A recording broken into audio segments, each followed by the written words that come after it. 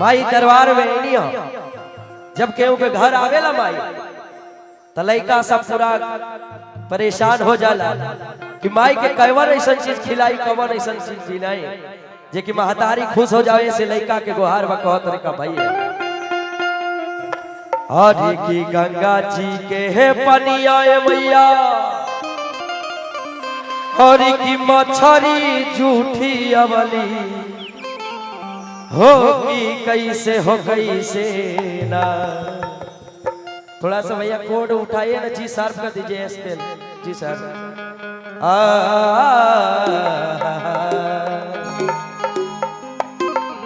हरि की गंगा जी के है पनिया मैया हरि की मछरी झूठी अवली होगी कैसे हो कैसे ना हो कि कैसे हो कैसे ना हो कि कैसे हो कैसे ना। और बचाएंगे कि एक बार दोनों हाथ उठा के साथ में दोनों हाथ उठा के कि मैया के रिजाला बा चढ़ैली हो कि कैसे हो कैसे ना कि मैया के रिजाला बा चढ़ैली हो कि कैसे हो कैसे ना।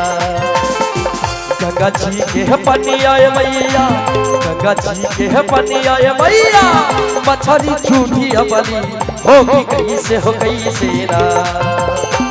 गंगा जी के है पनिया मैया मछरी झूठी अबली होगी कैसे हो कैसे ना होगी कैसे हो कैसे ना।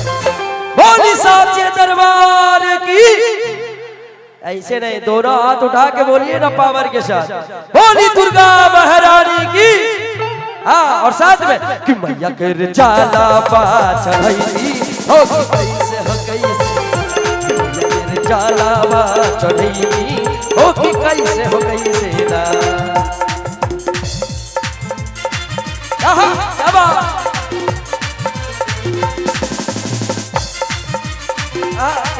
क्या बात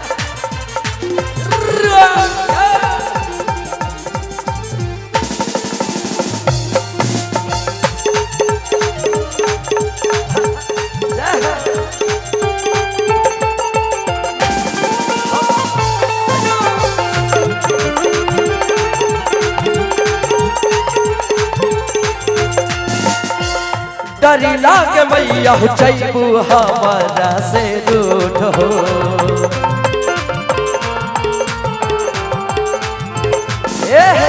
कहवन चीज चढ़ाई मैया रे लौके नहनी रूठ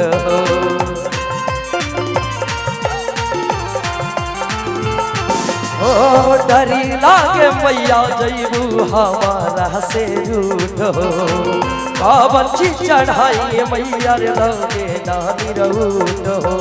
और फला फला हो रिया मैया फला फला हो रिया मैया मखिया झूठी अवली हो कि कैसे हो कैसे ना हो कि कैसे हो कैसे ना।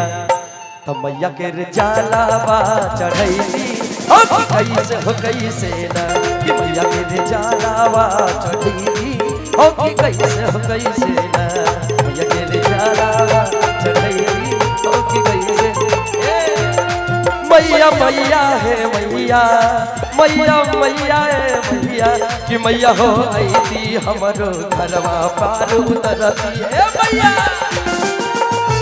क्या बात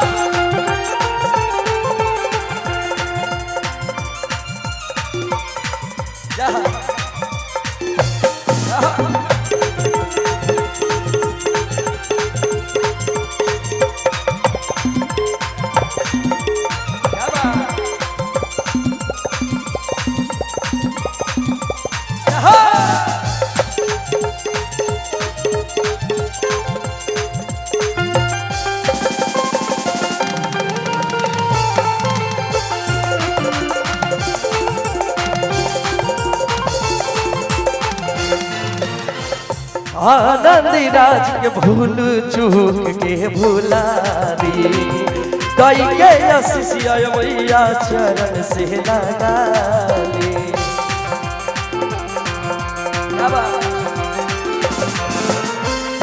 आनंद राज के भूल चूक के भूला दी दई के आशीषिया मैया मैया चरण से लगाए।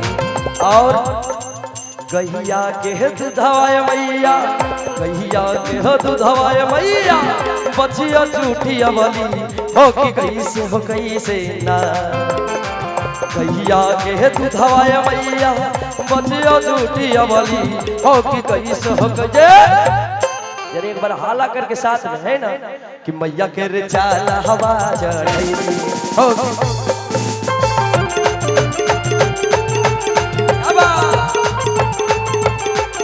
तो मैया के रे जाला हवा चढ़ी हो कैसे मैया के रे जाला हवा चढ़ी हो कैसे ना। तो मैया के रे जाला हवा चढ़ी हो कैसे ना।